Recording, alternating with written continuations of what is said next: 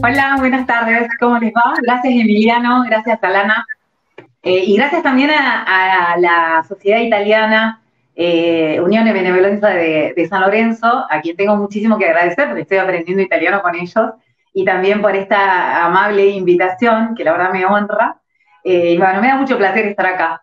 Y gracias a todos también los que están en este momento compartiendo la charla. Eh, Hoy voy a hablar sobre el don de imaginar.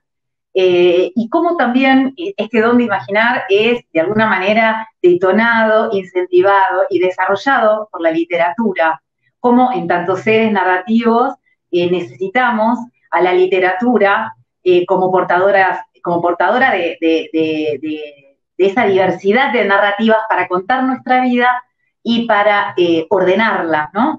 Y como esto también muchas veces puede impactar en nuestra vida al punto de volvernos personas resilientes y al punto también de inclusive diseñar nuestra vida para transformarla inclusive por completo.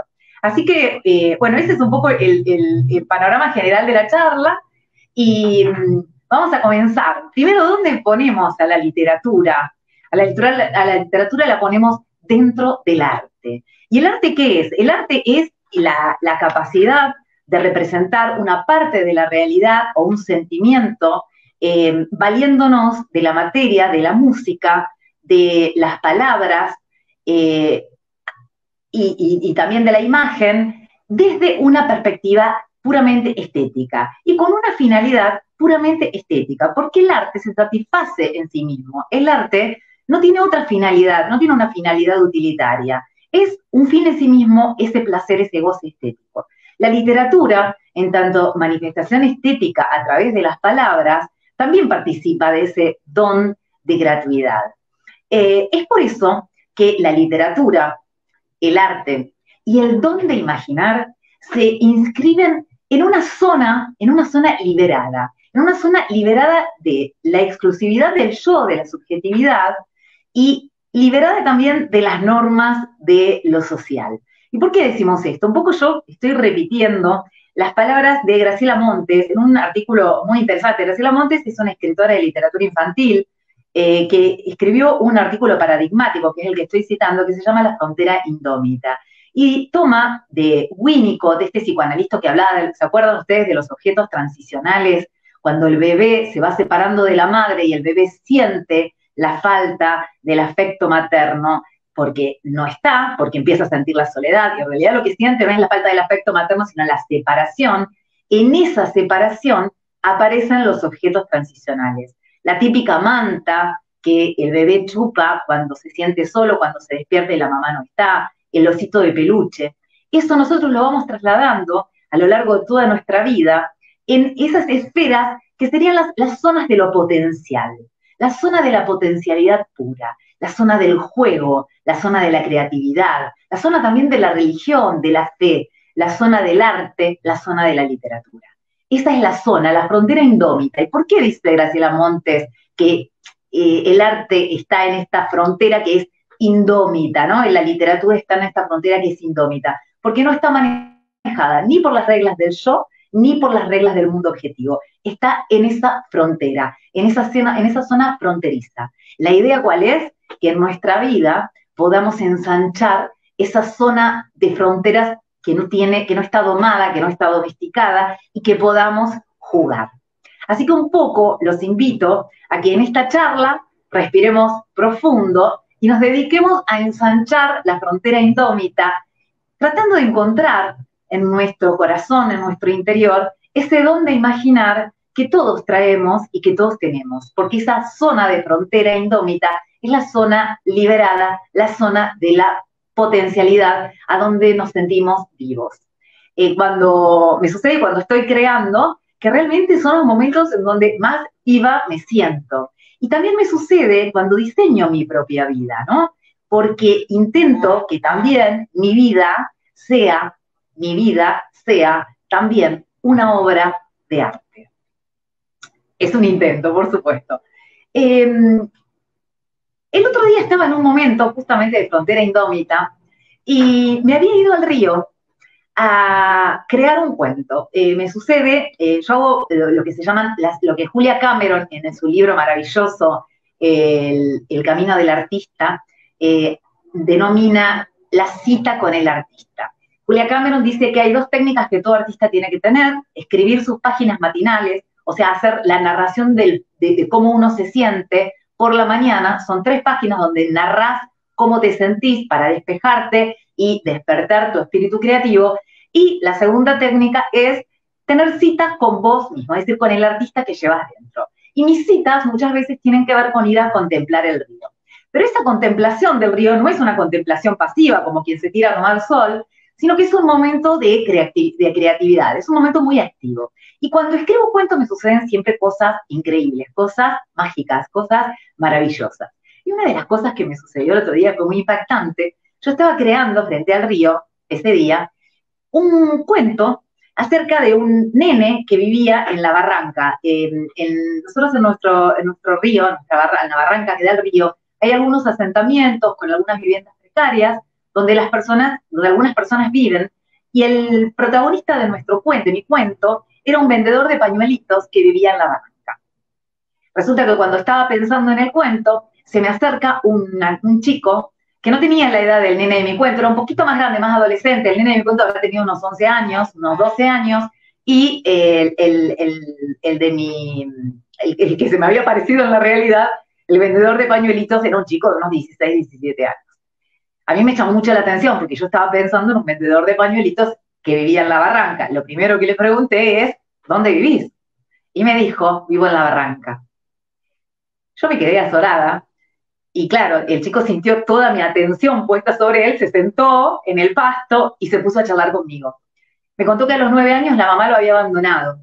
Entonces yo, lo que le pregunté, bueno, le pregunté quién era, si tenía papá. Me dijo que el papá vivía también en la calle, pero que de vez en cuando lo veía. O sea, el chico estaba solo en el mundo. Y en un momento le digo: bueno, ¿y cuál es tu sueño? ¿Por qué? Porque el nene de mi cuento, o sea, lo que yo estaba viendo era que prácticamente se me estaba materializando el cuento, lo cual me resultaba muy divertido.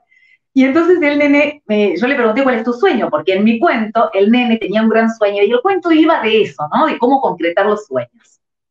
El nene me dice: ¿qué es un sueño? Claro, le digo: bueno, a ver, ¿cuál es el objetivo? ¿Qué objetivo tenés? Y el chico me dice: ¿qué es objetivo? O sea, que no sabía lo que era un sueño y tampoco sabía lo que era un objetivo.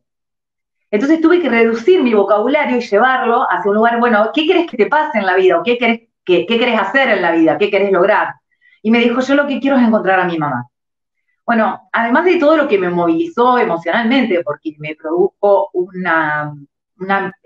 muchísima compasión, su estado de abandono, su necesidad, su carencia, me di cuenta de que a esa criatura le estaba faltando algo que era fundamental. Le estaban faltando palabras para poder hablar, para poder conversar. Es decir, para poder mantener una comunicación necesitábamos palabras. Era muy difícil la comunicación con él. La situación de la falta de palabras de Brian es la situación de muchísimos chicos, ¿no? Nosotros, como seres humanos, hemos sido arrojados a un mundo nombrado. Nuestro mundo está plagado de palabras. Todos los objetos tienen una palabra que lo representa.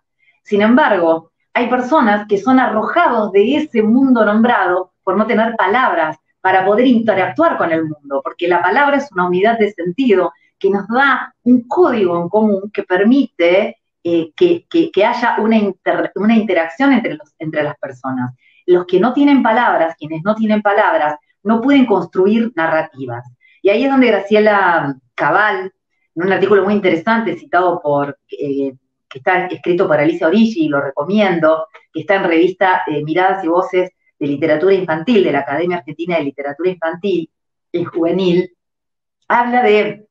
cita a Graciela Cabal y dice que ahí en el terreno de lo no dicho aparece la adicción, es decir, el adicto es el que no, es el que no tiene para decir, el que no puede decir. Quien no tiene palabras no puede pronunciar, no puede decir.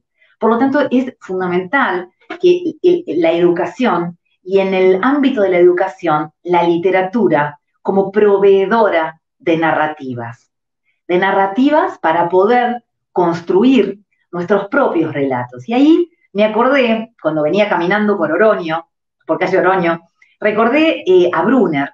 Jerome Brunner es un psicolingüista que estudió las dos modalidades cognitivas, las dos modalidades de pensamiento, ¿no? Que al mismo tiempo que son modalidades de pensamiento, nos ayudan a construir y a interpretar la realidad. Una de esas modalidades es la paradigmática, la científica, que se basa en normas generales, que está sujeto a falsación o a confirmación, ¿no? Hay que comprobar los presupuestos, son reglas generales, se basa en principios como principio de no contradicción. Y otra modalidad cognitiva que al mismo tiempo nos ayuda a construir la realidad es la modalidad narrativa. Y dice que nosotros los seres humanos somos seres eminentemente narrativos. Desde que nacemos y que nos insertamos en la cultura, nos cuentan cuentos y nosotros empezamos a balbucear, empezamos a decir, empezamos a contar y empezamos a contarnos. Y generalmente contamos a partir de un hecho disruptivo, algo que rompe la rutina, que nos azora y algo que mueve nuestra emocionalidad, necesitamos ordenarlo y para poder ponerlo en orden le ponemos palabras y construimos una trama, construimos un relato y hacemos una serie de mecanismos y de operaciones que en realidad son muy complejas. Tenemos que elegir palabras, tenemos que elegir qué contar en función del público que tenemos, porque el público también reacciona y nosotros retaseamos la información o la brindamos también en función del público que tenemos, de la persona que interactúa con nosotros. En definitiva, esa narrativa es lo que permite también negociar significados con la cultura, ¿no? Vamos continuamente negociando significados. Hoy estuvimos hablando de lo que es la literatura, el significado de la literatura, el significado del arte. Entonces estamos negociando significados en la medida en que nos narramos. Brunner decía que no solo somos lo que vivimos, somos también aquello que nos contamos. Por eso la narrativa provista por la literatura es tan importante para poder vivir, para poder atravesar las diversas situaciones de la vida. La modalidad narrativa, a partir de la literatura, nos permite, digamos, traída o digamos, fomentada por la literatura, desarrollada por la literatura, nos permite desarrollar diferentes sentidos para lo que estamos viviendo. Nos permite también ordenar, vivimos experiencias y al empatizar con los protagonistas de una historia que leemos como lectores, podemos ir construyendo significados para nuestra propia vida. Estos son todos los aportes que la literatura va haciendo. Fíjense que cuando la literatura, ustedes saben que lo que engancha en una novela, en un cuento, lo que nos permite ir hacia adelante en una historia, queremos llegar hacia el final, ávidos por saber qué sucede, es el olor a problema. Por eso Brunner dice que si narramos lo disruptivo. Eso disruptivo que puede sucedernos en el exterior o lo disruptivo en el sentido de la epifanía, sin que suceda nada afuera, pero que nos produce una epifanía, un descubrir, un insight por dentro. La literatura también otorga sentido, otorga significado. La literatura también nos muestra personajes con distintos valores, distintas maneras de mirar al mundo que van teniendo los héroes y las heroínas con los cuales nos identificamos. Nos presenta un menú de opciones para encontrar un propósito a nuestra existencia. También nos ofrece otro menú muy importante, que es el menú de las palabras, el vocabulario. Muchas veces no entendemos una palabra, pero la miramos en el contexto y la vamos aprendiendo sin darnos cuenta. Y nos provee también la literatura el don del embelezo, ese disfrute, ese degustar de la sonoridad de las palabras. Recordemos a Flaubert. Flaubert decía que no estaba terminado un párrafo hasta que no la leyera en voz alta y sonara armónicamente. Por eso él hablaba de encontrar la palabra justa, la mote juste, o sea, era encontrar la palabra justa a partir de la sonoridad de las palabras. Y también de los silencios, como el silencio, el hueco, la pausa, va dejando lugar también para un sentido. Todo eso tiene que ver con el embelezo que la literatura nos regala. Y también en la literatura, sobre todo en la literatura infantil, donde hay magia, donde hay transformación, donde lo imposible se vuelve posible, encontramos una literatura restauradora y esperanzadora. Es muy interesante lo que Bruno Bettelheim refiere respecto de los cuentos de hadas. Él dice que los cuentos de hadas medio tétricos, de esos que se leían, que recopilaron los hermanos Grimm y también Perrault, no provocan el trauma infantil, sino lo que hace es reflejar un terror infantil preexistente. Que el niño, al verlo reflejado, dice, ah, eso también me pasa a mí. Y que entonces no se siente solo en el mundo con su terror, porque hay algo afuera que también le está reflejando ese terror, y al mismo tiempo esa solución esperanzadora donde el héroe sale airoso, es lo que le permite al niño encontrar, resolver este trauma infantil y lo ayuda, el trauma infantil o el terror infantil, y lo ayuda a recuperarse y a ir de alguna manera suturando algún desgarro del yo que pueda haber, o simplemente superar ese terror, digamos, coyuntural, que es parte de la estructuración de su psiquis y de su subjetividad. Todo eso es lo que aporta la literatura en la infancia. Es decir, que de alguna manera la lectura nos va permitiendo esa resiliencia, ¿no? Ahora vamos a hablar del concepto de resiliencia, pero lo vamos dejando de alguna manera, sentada esa semilla de que el construir narrativas, el identificarnos de alguna manera, nos permite una salida esperanzadora. Estoy hablando fundamentalmente del valor de la literatura infantil, que es la que viene a aportar estas narrativas en la etapa en la que la subjetividad se está formando. Por eso Graciela Cabal hablaba de proporcionar a los niños esa modesta forma de felicidad que es la lectura. Una lectura lúdica, no atrapada por digamos, el mundo, ¿no? Por las normas del mundo, no domesticada o domada, sino una literatura enclavada en esa frontera indómita. Una literatura que no sea facilista, que permita también al niño lector involucrarse, no solamente embelezarse, sino también involucrarse, tratar de construir imágenes. Fíjense que la lectura, al no darnos la imagen servida, no siempre, porque yo soy ilustradora también, uno puede proporcionar la palabra y la imagen, pero hay casos donde está solo la palabra.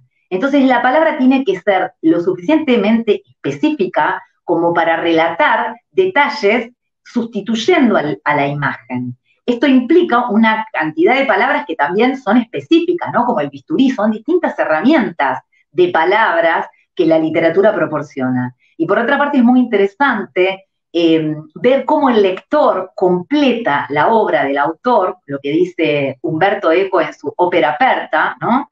Llenando con su fantasía aquellos datos que la sola palabra no me termina de dar. Por ejemplo, el lector se convierte en el director de la obra de teatro que es la novela, ¿no? O sea, en una novela el lector le pone cara a los personajes, siente los olores, y si ustedes leen, por ejemplo, un libro muy bueno que es La Caperucita tal como se la contaron a Jorge, de Pesetti, vamos a ver cómo el padre se representa una Caperucita Roja y el niño de otra generación, con otro background, se representa a otra Caperucita Roja, o a alguien Salvador se lo representa tipo Superman. Es decir, cada uno hace sus representaciones de acuerdo a su imaginación y a su background.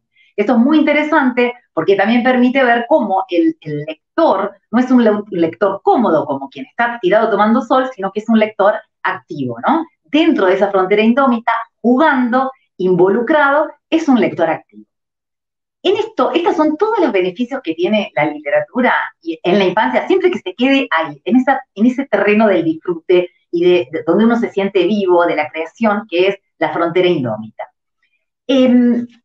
Y por otro lado, está ese don de imaginar que está detonado, que está desarrollado por la literatura. Es decir, la literatura hasta ahora, por lo que vimos, nos otorga, sobre todo, el poder de narrativas, diversidad de narrativas y de vocabularios para construir esas narrativas, y nos incentiva la imaginación, nos ayuda a dar rienda suelta a la imaginación. Y hay algo muy interesante que me pasó mientras preparaba la charla, lúdicamente, y que fue que cuando estaba leyendo sobre la imaginación, estaba leyendo a Vygotsky, estaba releyendo un libro sobre creatividad e imaginación, y de Vygotsky, Y resulta que cuando estaba leyendo, me llega un WhatsApp de una amiga, y el WhatsApp me decía, y no sabes, anoche vi una, una serie en Netflix que la nena, la protagonista, eras vos en chiquita, era una mini voz. Y yo digo, y me dice, ¿por qué era así? A todo le encontraba como una cosa, a todo lo de la realidad lo envolvía con una magia, ¿no? Que se ve que, no sé, yo no me doy cuenta porque soy así, pero ella, que me conoce bastante, siempre me dice esto, ¿no? Entonces dice que la nena esta, y aparte que tenía una personalidad muy vivaracha, muy activa y muy determinada. Bueno, ¿y cuál es la serie? Y me dice, Anconi. Anconi es la versión fílmica del libro paradigmático de mi infancia. Es el libro que marcó prácticamente, yo creo, mi carrera como escritora de literatura infantil. Le digo, pero si ese es el libro que yo siempre hablo, le digo a Natu. O sea, como que, no, no lo había asociado. Ella no sabía que se trataba de la versión fílmica de mi libro. Claro, a mí, pues yo la llamo para agradecerle, decirle, ay, qué lindo esto que me decís, pero che, qué increíble porque justo es el libro. Bueno, ¿qué pasa?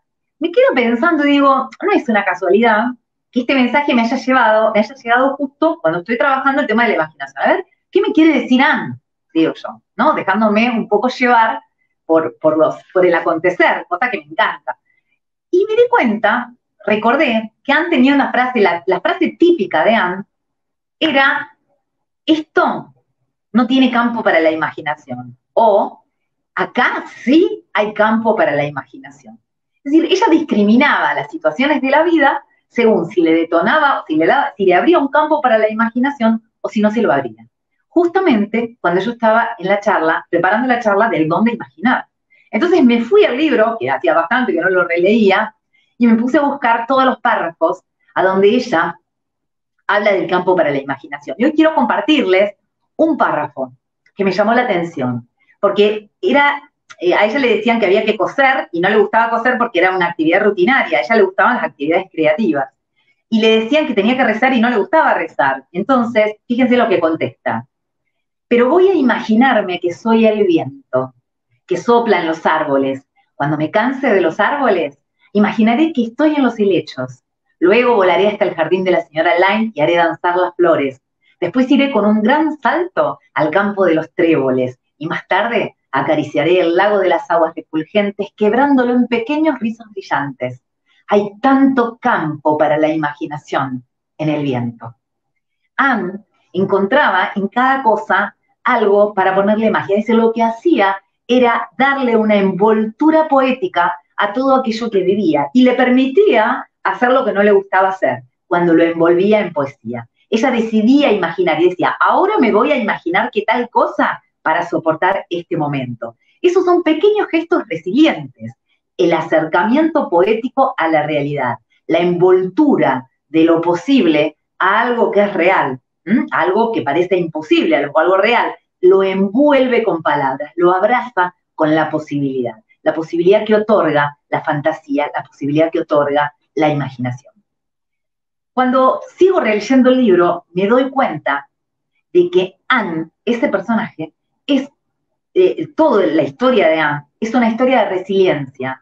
Anne es una nena huérfana que pasó por distintos hogares de acogida, que sufrió en esos hogares de acogida y que va resignificando todo con ese campo para la imaginación, con su imaginación, con su manía por ponerle palabras grandilocuentes a las cosas sencillas de todos los días, va otorgándole un significado diferente a lo que vive.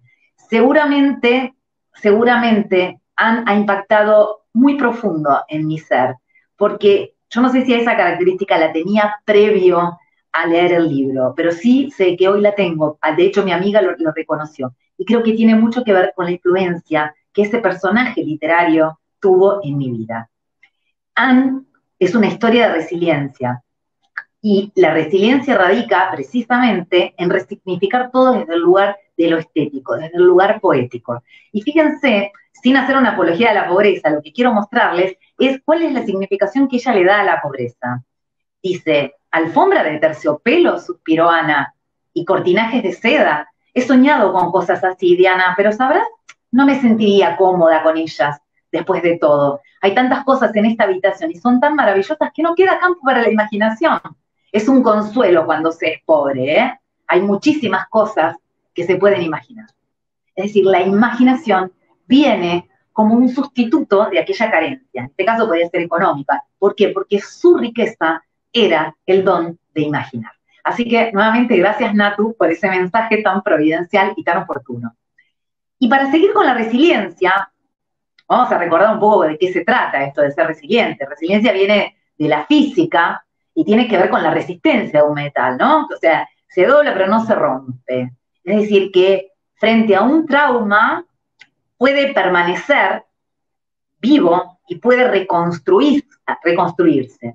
Seguramente frente a un trauma muy fuerte ya no se puede volver hacia atrás, con lo cual solo queda dar un salto hacia adelante. Y este salto es cualitativo. El salto del resiliente es un salto cualitativo.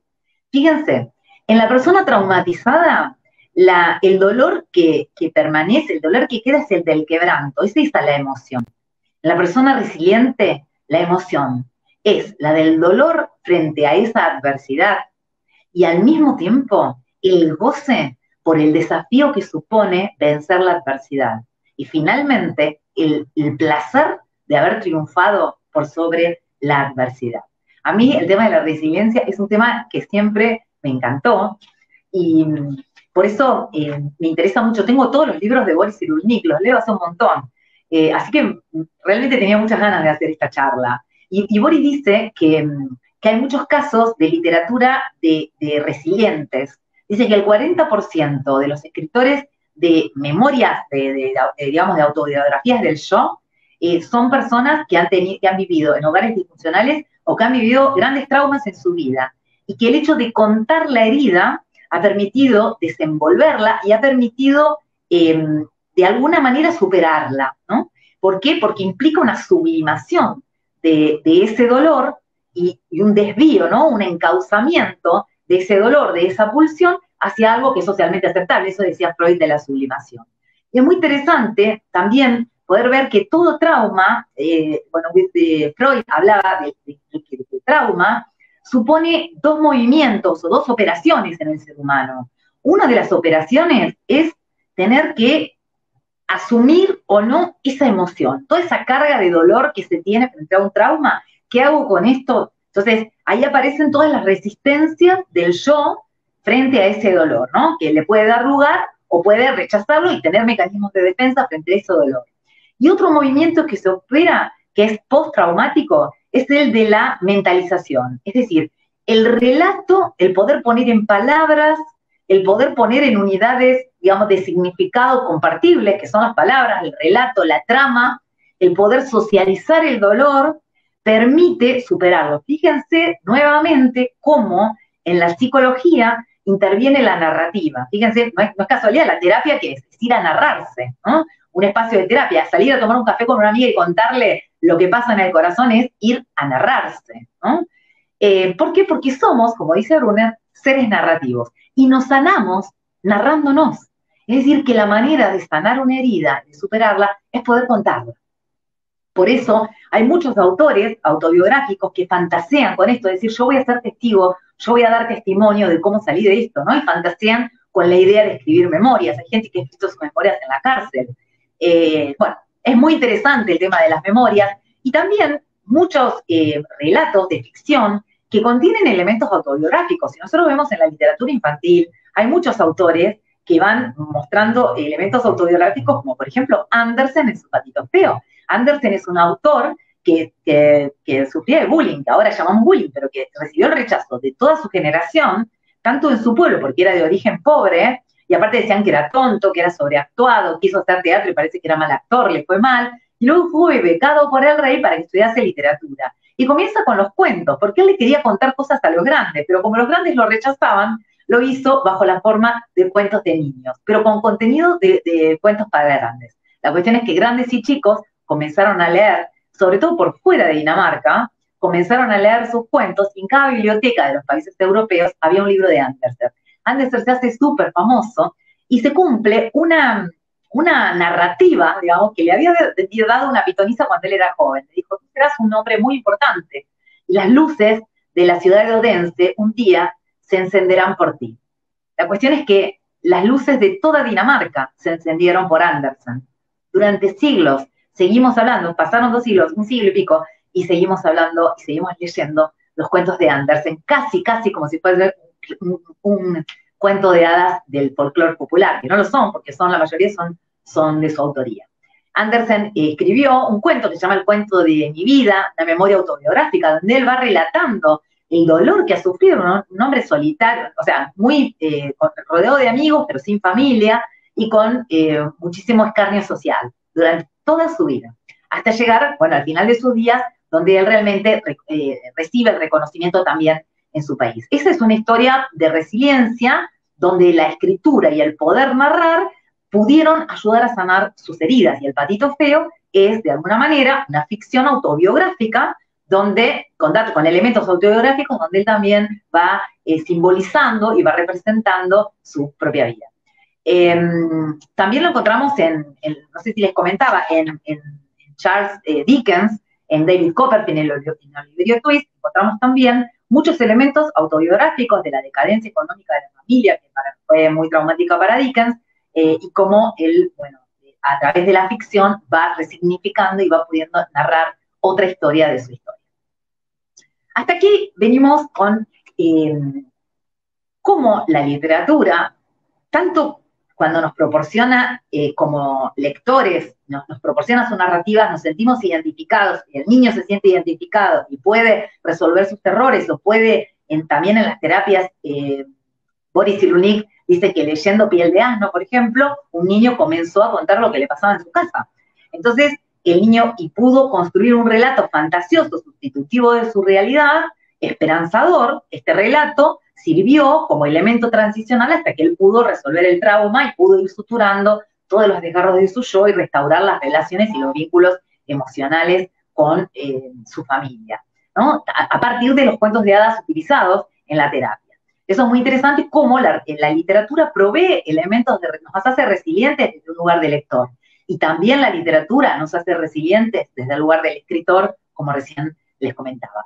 Y hay otra manera también que a mí me resulta muy interesante, que no tiene necesariamente que ver con la resiliencia, aunque también, y que es el de la capacidad de imaginar, el don de imaginar una vida diferente a la que tenemos.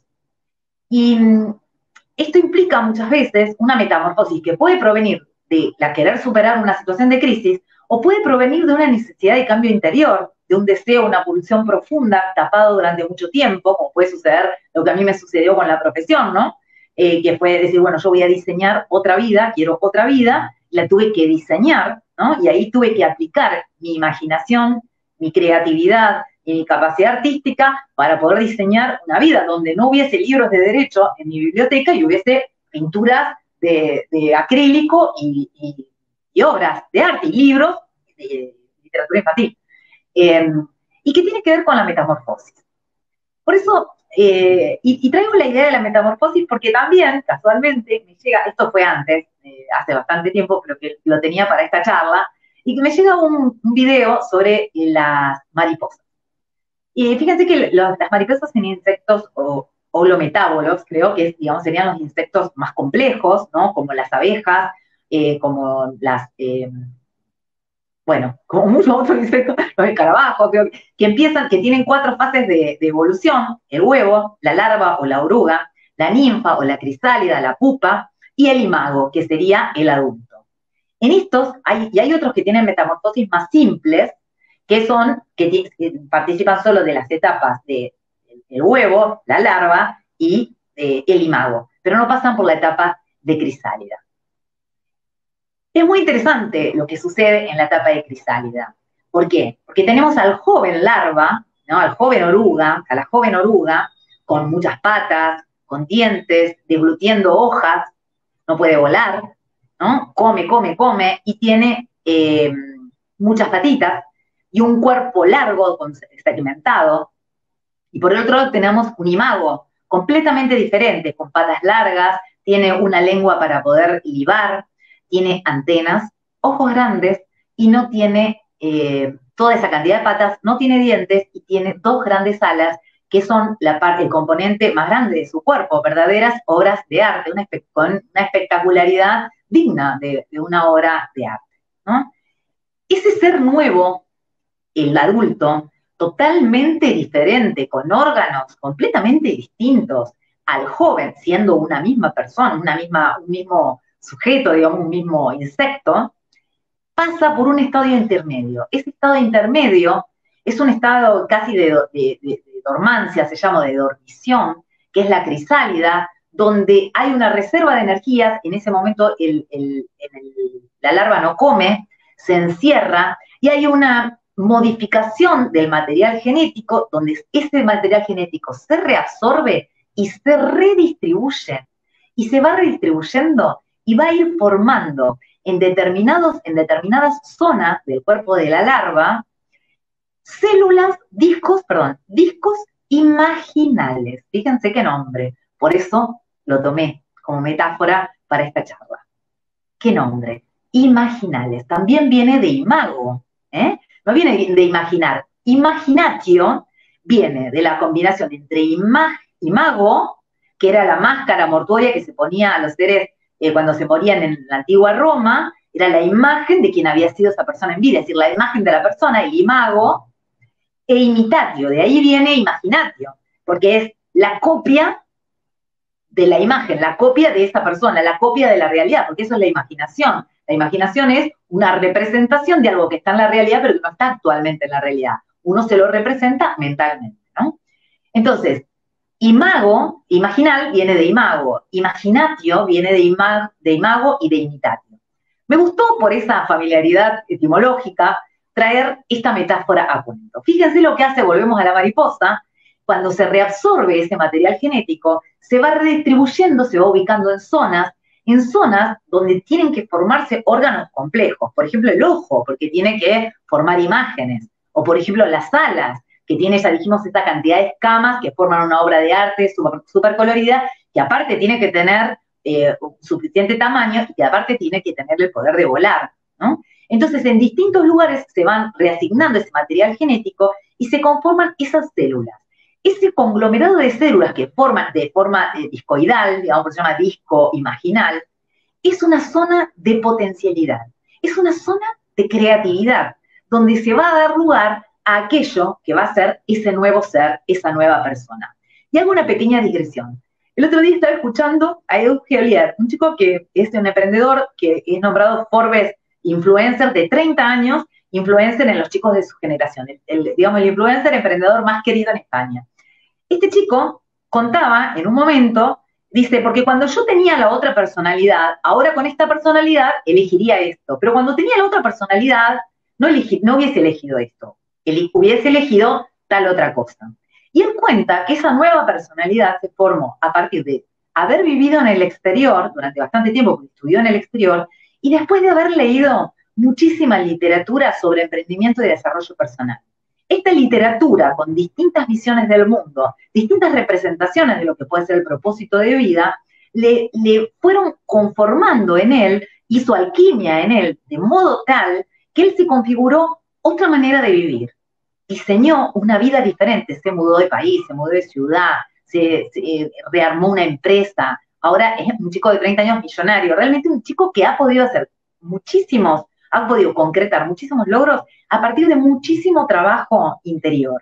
Esa nueva visión que él configuró a partir de toda esa literatura de desarrollo personal, esa nueva visión vendría a ser esos discos imaginales, ese conglomerado de células de potencialidad pura, donde está la visión de lo que queremos ser.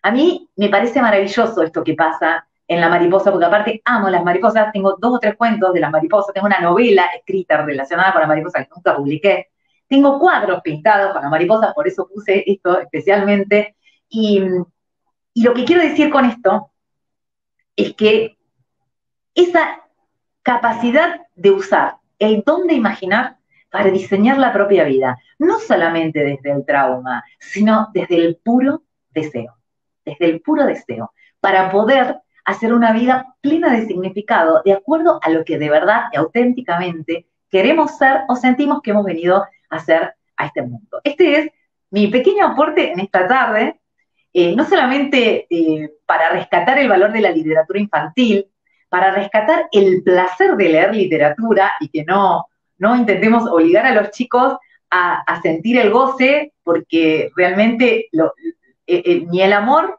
ni la lectura se pueden forzar, solamente se pueden contagiar, y ese contagio viene de disfrutar uno la lectura. Eh, También este aporte tiene como el deseo de rescatar a la literatura como proveedora de un instrumento para la resiliencia, para narrar un trauma, para salir del trauma y también para poder pegar el salto hacia adelante, que es la resiliencia. Resiliencia a partir de la cual nosotros podemos hacer una metamorfosis simple o podemos hacer una metamorfosis completa. Para hacer esta metamorfosis completa se necesita pasar por la etapa de cristálida. La etapa de cristálida es una etapa de parar el mundo y escuchar nuestro deseo, conocernos a nosotros mismos y conocer realmente hacia dónde queremos ir. Creo que la pandemia, no podía faltar esa palabra, la pandemia nos da esa oportunidad de apagar el ruido del mundo para escuchar lo que nos pasa, para escuchar lo que deseamos, para poder salir metamorfoseados de este momento. Ese también es mi aporte, poder utilizar este tiempo para poder revisar y para poder diseñar creativamente como artistas una nueva manera de vivir, para desplegar nuestras alas, para desplegar nuestros colores. Esta es mi charla y como no podía ser menos, quiero terminar con un cuento para el corazón de niños que tienen ustedes adentro. Así que aquí va mi cuento, que lo escribí hace varios años y que se llama La mariposa y el espejo. Es un cuento cortito. Así que cerremos los ojos, respiremos hondo y vamos a soñar. Vamos a usar el don de imaginar. Había una vez una larva que vivía dentro de un huevo diminuto. Un día se miró en el espejo, observó su aspecto mínimo. Una infinidad de surcos formaban dibujos de gran belleza sobre la cáscara. El espejo le dijo, no eres lo que ves. La larva le creyó y se imaginó que podría ser poderosa y conquistar el mundo. Cuando salió del huevo, descubrió que afuera había un horizonte verde y misterioso. Se puso a caminar entre las hojas, sintió hambre y comió hasta reventar. Un día se miró en el espejo y vio una oruga. Tenía patas, una mirada que daba miedo, unos dientes inmensos. El espejo le dijo, no eres lo que ves. La larva, que estaba asustada de sí misma, decidió creerle y se ilusionó con la idea de que podía tener un aspecto suave y encantador. Días después, comenzaron a salirle hilos de seda del cuerpo.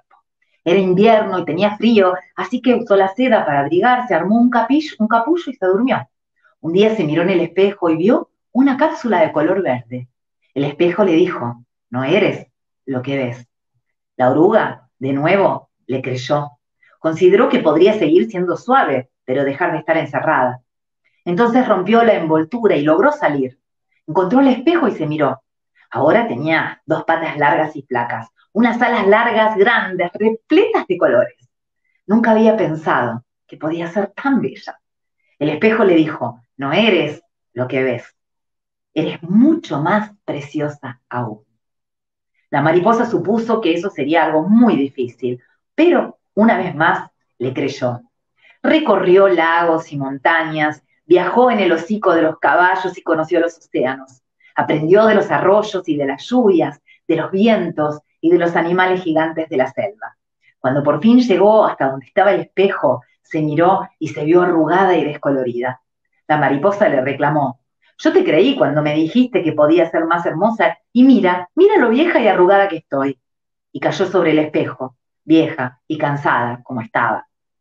En él olió la fragancia de cada pétalo que había besado, y desfilaron los gritos de los chicos que se alegraron con su vuelo. Oyó el canto de los pájaros a quienes cautivó con sus colores y revivió su baile de cada atardecer entre las nubes. Entonces el mundo que había besado con sus alas la abrazó. Cuando estaba dando el último suspiro, la mariposa comprendió lo que el espejo había querido decirle y creyó escuchar su voz. Una voz que le decía, eres lo que no ves. Y colorín colorado, espero que este cuento les haya gustado.